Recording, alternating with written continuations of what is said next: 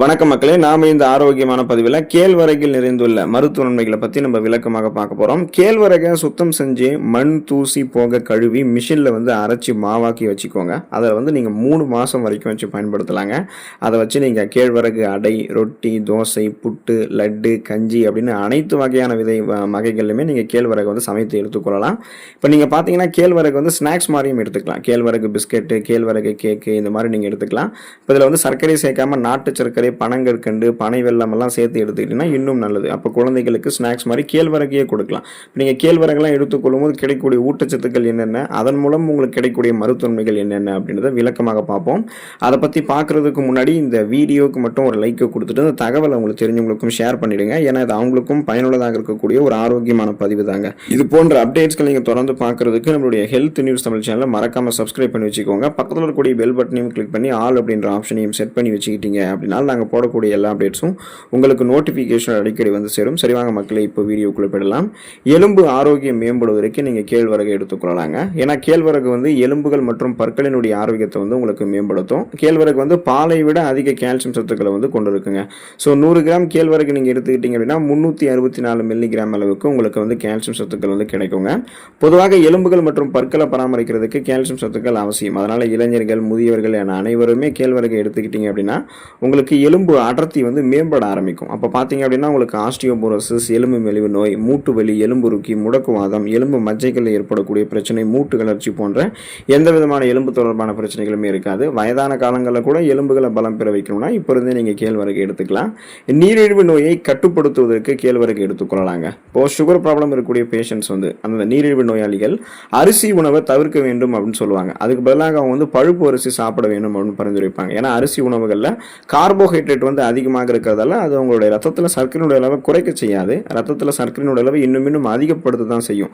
அதனால பார்த்தீங்கன்னா நீங்கள் அந்த பழுப்பு அரிசி எடுத்துக்கணும்னு சொல்லுவாங்க. அதே மாதிரி நீங்கள் கேழ்வரகுமே எடுத்துக்கலாம். கேழ்வரகுமே நீரிழிவு நோயாளிகளுக்கு ஒரு ஏற்ற உணவு தான். ஏன்னா இது குறைந்த கிளைசெமிக் குறியீடு கொண்டிருக்கு. அதாவது குறைந்த கிளைசெமிக் குறியீடு அப்படின்னா இந்த உணவை நீங்கள் எடுத்துக்கொள்ளும் போது இதில் இருக்கக்கூடிய ஊட்டச்சத்துக்கள் உங்களுடைய ரத்தத்தில் இருக்கக்கூடிய சர்க்கரையினுடைய அளவை கட்டுப்படுத்துமே தவிர அதிகரிக்காது.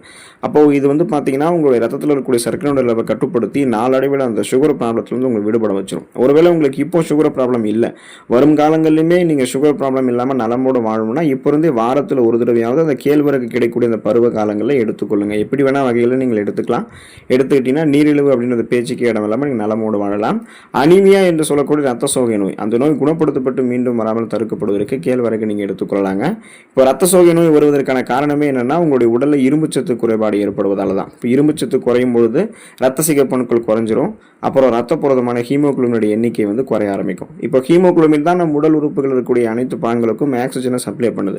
ஸோ அப்படிப்பட்ட ஹீமோகுளோபினுடைய எண்ணிக்கை குறையும் போது போதுமான அளவுக்கு உங்களுடைய உடல் உறுப்புகளுக்கு ஆக்சிஜன் சப்ளை கிடைக்காதால மயக்கமாக நீங்கள் இருப்பீங்க, சோர்வடைஞ்சிருவீங்க, குமட்டல், வாந்தி, மயக்கம், குறிப்பாக உடல் வலிக்கிறது, உடல் உங்களுக்கு கவனமின்மை, கவனச்சிதறல், இந்த மாதிரி அறிகுறிகள்லாம் உங்களுக்கு இருக்கும். இப்போ இந்த அறிகுறிகளை நீங்கள் நிவர்த்தி செய்யணும் அப்படின்னா இரும்புச்சத்து பற்றாக்குறையை நீங்கள் நீக்கணும். இப்போ கேழ்வரகு எடுத்துக்கிட்டீங்கன்னா வளமான இரும்புச்சத்து கேழ்வரகுல இருக்குது. அப்போ உங்களுக்கு அந்த இரும்புச்சத்து கிடைக்கும் பொழுது ரத்த சிகப்பணுக்கள் உற்பத்தி செய்யப்படும், ரத்த புரதமான ஹீமோகுளோபினுடைய எண்ணிக்கை உயரும், ஆக்சிஜன் சப்ளை கிடைக்கும், அனிமியாவுக்கான அறிகுறிகள்லாம் உங்களுக்கு எதுவுமே இருக்காது. ரத்த ஓட்டம் சிறப்பான அளவில் இருந்து கொண்டே இருக்கும். சுறுசுறுப்பாக நீங்கள் உங்களை இயக்க வச்சிருக்கீங்க. அதாவது புத்துணர்ச்சியாக மீண்டும் செயல்பட ஆரம்பிச்சிருவீங்க. இதயம் ஆரோக்கியமாக இருக்கிறதுக்கு நீங்கள் கேழ்வரகு எடுத்துக்கலாம். காரணம் என்ன அப்படின்னா கேழ்வரகுல கொலஸ்ட்ரால்ஸ் மற்றும் சோடியம் எல்லாம் எதுவுமே கிடையாது. மேலும் கேழ்வரகுல நார் சத்து இருக்கு, விட்டமின் B3, அதாவது நியாசின் சொல்லுவோம். ஸோ இந்த ஊட்டச்சத்துக்கள் எல்லாமே இருக்கு. இது எல்லாமே நல்ல கொழுப்பினுடைய அளவு மட்டும் நமக்கு அதிகரிக்கும். அதாவது இதயம் ஆரோக்கியமாக இருக்கிறதுக்கு நல்ல கொலஸ்ட்ரால்ஸ் போதுமானது தான். ரத்த நாளங்களில் படிந்திருக்கக்கூடிய கெட்ட கொழுப்புகளை தான் நம்ம நீக்கணும். அப்போ உடல்ல கெட்ட கொழுப்பினுடைய அளவை கேழ்வரகு நமக்கு குறைக்கிறதால நம்மளுடைய ரத்த நாளங்களில் படிந்திருக்கக்கூடிய கெட்ட கொழுப்புகள் அகற்றப்படும் போது ரத்த ஓட்டம் இதயத்துக்கு சீரான அளவில் கிடைக்க ஆரம்பிக்கும். இதனால இதய துடிப்பு சீரான அளவில் இருக்கும். இதயத்தினுடைய செயல்பாடும் சீரான அளவில் இருக்கிறதால மாரடைப்பு, பக்கவாதம், இதய தமனிகளில் வீக்கம் ஏற்படுதல், இதய தசைகள் வலுவிழந்து போகுதல் போன்ற பக்க விளைவுகள் எதுவுமே உங்களுக்கு ஏற்படாது. இதனால ரத்த நாளங்கள், அந்த இதய நாளங்களில் பிளே கொழுப்பு படிவு தடுத்துக்கலாம். இதயம் எப்போதுமே உங்களுக்கு ஆரோக்கியமாக இருக்கும். இதய துடிப்பும் சீராக இருந்து கொண்டே இருக்கும். இதயத்துக்கு வேண்டிய ரத்த ஓட்டமும் உங்களுக்கு வந்து சீரான அளவில் கிடைச்சிட்டே இருக்குங்க. செரிமானத்தை மேம்படுத்தக்கூடியதுங்க கேழ்வரகு. கேழ்வரகு செரிமான ஆரோக்கியத்திற்கு சிறந்த ஒன்றாக இருக்கிறதுக்கான காரணம் என்ன அப்படின்னா, கேழ்வரகுல வளமான அளவில் ஃபைபர் என்று சொல்லக்கூடிய நார் சத்து நிறைஞ்சிருக்குங்க. ஏன்னா இப்போ நீங்கள் நீர் சத்து நார் சத்து குறைவாக இருக்கக்கூடிய உணவுகளை தொடர்ந்து எடுத்துக்கொண்டதால தான் உங்களுக்கு செரிமானம் தொடர்பான பிரச்சனைகளே ஏற்பட்டிருக்கு. ஸோ அதை சரி செய்யணும்னா வளமான அளவில் நார் சத்து நிறைந்திருக்கக்கூடிய கேழ்வரகு நீங்கள் எடுத்துக்கொள்ளணும். இதனால குடல் இயக்கம் சிறப்பாக இருக்கும். மலச்சிக்கல் வராமல் தடுக்கப்படும். மலச்சிக்கல் உங்களுக்கு சரி செய்யவும் படும். இப்போ நீங்கள் சாப்பிடக்கூடிய உணவு மூலக்கூறுகளை உடைத்து செரிக்க வைத்து அந்த உணவு மூலக்கூறுகள்லேருந்து ஊட்டச்சத்துக்களை உறிஞ்சி உங்களுடைய உடலுக்கு வந்து கொடுக்கும். ஊட்டச்சத்துக்கள் உறிஞ்சப்பட்டது போக மீதம் இருக்கக்கூடிய கழிவுகள் நம்மளுடைய குடல்களிலேயே தேங்கி விடாமல் குடல்கள்லேருந்து வெளியேற்றக்கூடிய வேலையுமே கேழ்வரகு வந்து செஞ்சிடும். இதனால் சீரற்ற குடல் இயக்கம், கடுமையான மலச்சிக்கல், வயிற்று வலி, வாயு பிரச்சனை, வயிற்றுப்புறுமல், வயிற்று உப்புசம், வயிற்றுப்போக்கு என எதுவுமே உங்களுக்கு இருக்காது. ஒட்டுமொத்த செரிமான மண்டலத்தையுமே நீங்கள் வலுப்படுத்திக்கலாம். குடல் அதுபுறம் வயிறு ஆரோக்கியத்தை வந்து நீங்கள் மேம்படுத்திக்கலாம். உங்களுடைய உடல் எடையை எந்த விதமான பக்க விளைவுகளும் இல்லாமல் ஆரோக்கியமான முறையில் குறைக்கிறதுக்கு நீங்கள் கேழ்வரகை எடுத்துக்கலாங்க. இப்போ உடல் பருமன் குறைக்கணும் அப்படின்னா நீங்கள் கலோரிகள் வந்து குறைவான அளவில் இருக்கக்கூடிய உணவுகளை எடுத்துக்கொள்ளணும். அந்த உணவுகள் உங்களுடைய பசியை கட்டுப்படுத்தக்கூடிய உணவாக இருக்கணும். இப்போ நாம கேழ்வரகை எடுத்துக்கிட்டோம்னா இதில் அதிக கலோரிகள்லாம் கிடையாது, குறைந்த கலோரிகள் தான் இருக்குது. ஆனால் நம்மளுடைய பசியை கட்டுப்படுத்தக்கூடிய நம்மளுடைய உடலுக்கு ஆற்றலை கொடுக்கக்கூடிய ஊட்டச்சத்துக்கள் எல்லாமே கேழ்வரகு இருக்குங்க. அப்போ கேழ்வரகு நீங்கள் காலை உணவாக எடுத்துக்கிட்டிங்கன்னா இதுவே உங்களுடைய பசியை வந்து கட்டுப்படுத்திடும். ஸோ அதிகப்படியான கலோரிகள் இருக்கக்கூடிய உணவுகளை நீங்கள் எடுத்துக்கொண்டு உடல் எடை இன்னும் அதிகப்படுத்திக் கொள்ள மாட்டீங்க.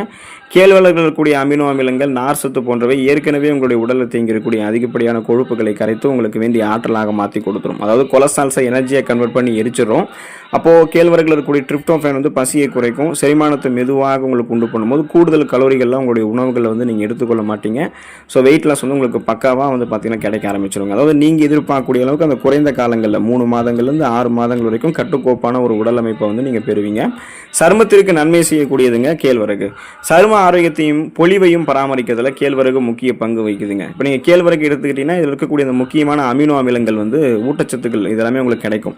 இதில் இந்த கேழ்வரகில் இருக்கக்கூடிய மெத்தியோனைன் மற்றும் லெசித்தின் போன்ற அமினோ அமிலங்கள் வந்து சருமத்தை சுருக்கம் இல்லாமல் உங்களுக்கு வைத்திருக்கும். சருமத்தில் தொய்வு ஏற்படாமல் உங்களுக்கு பாதுகாக்கும். ஸோ சருமத்தில் வந்து கோலஜன் உற்பத்தியை மேம்படுத்தி ரத்த ஓட்டத்தை சீரான அளவில் உங்களுக்கு வந்து கொடுத்து முகப்பொருட்கள், கண் கருவலியங்கள், கரும்புள்ளிகள், வயதான சுருங்கிய தோலமைப்பு, கோடுகள், கரைகள் கொண்ட மாசு மறுவடைந்த சருமம் இதெல்லாம் எதுவுமே இல்லாமல் மின்னக்கூடிய பளபளப்பான மிருதுவான சருமத்தை கேழ்வரகு உங்களுக்கு வந்து கொடுக்குங்க. அப்போ நீங்கள் தொடர்ந்து கேழ்வரகு எடுத்துக்கிட்டிங்கன்னா உங்களுக்கு அந்த இளமையான ஒரு சருமம் கிடைக்கும். நீங்கள் உங்களுடைய ஏஜ் வெளியே சொன்னால் கூட யாரும் நம்ப மாட்டாங்க. அந்த அளவுக்கு நீங்கள் எங்கே தெரிய ஆரம்பிப்பீங்க. அதுக்கு நீங்கள் கேழ்வரகு வந்து எடுத்துக்கொள்ளலாம். மன அழுத்தத்திலிருந்து விடுபட வைத்துக் கொள்வதற்கு, தூக்கமின்மை பிரச்சனையிலிருந்து நீங்கள் விடுபடுவதற்கு கேழ்வரகு எடுத்துக்கொள்ளலாங்க. அதுக்கான காரணம் என்ன அப்படின்னா, கேழ்வரகில் இருக்கக்கூடிய ட்ரிப்டோஃபேன் அப்படின்ற அந்த அமினோ அமிலம் வந்து மன அழுத்தத்தை குறைத்து மனதை வந்து அமைதிப்படுத்துதுங்க. இது வந்து இன்சோம்னியா அப்படின்னு சொல்லக்கூடிய இந்த தூக்கமின்மை மற்றும் தலைவலி போன்ற பிரச்சனைகளுக்குமே நல்ல தீர்வாக தான் நமக்கு அமையும் ஆரம்பிக்கும். இப்போ நீங்கள் தொடர்ந்து கேழ்வரகு எடுத்துக்கிறீங்க அப்படின்னா உங்களுடைய உடல் நரம்புகள் இருக்கக்கூடிய இறுக்கங்கள் தளர்த்தப்பட்டு நரம்புகள் வழியாக ரத்த ஓட்டம் உடல் உறுப்புகள் எங்கும் பாயும். ஸோ செல்கள் மீண்டும் புதுப்பிக்கப்படும் போது மன அழுத்தத்திலிருந்து நீங்கள் விடுபட்டு விடுங்க. இரவு தூங்குறதுக்கு முன்னாடி நீங்க கேழ்வரகுலாம் சாப்பிட்டுட்டு தூங்குனீங்க, அன்றைய நாளில் கேழ்வரகு சாப்பிட்டுருக்கீங்க அப்படின்னா இயல்பாகவே தூக்க மாத்திரைகள்லாம் எதுவுமே இல்லாமல் உங்களுக்கு அந்த தூக்க ஹார்மோன்கள் சுரக்கப்பட்டு தூக்கமின்மை பிரச்சனை நீங்கள் விடுபடுவீங்க. இயல்பான தூக்கம் உங்களுக்கு வந்து கிடைக்குங்க. ஸோ இந்த அளவுக்கு உடல்நலத்தை நீங்கள் ஆரோக்கியமாக பராமரித்துக் கொள்ளணும், மருத்துவ நன்மைகளை பெற்றுக்கொள்ளணும் அப்படின்னா கேழ்வரகு வந்து நீங்கள் எந்த மாதிரியானவும் உங்களுடைய உணவுகளை வந்து எடுத்துக்கொள்ளலாம். கேழ்வரகு இருக்கக்கூடிய அடிப்படையான ஊட்டச்சத்துக்களை பெற்று மருத்துவ நன்மைகளை பெற்று நலமோடு வாழுங்க. அடுத்த ஆரோக்கியமான பதிவில் மறக்காம சந்திப்போம். நன்றி மக்களே.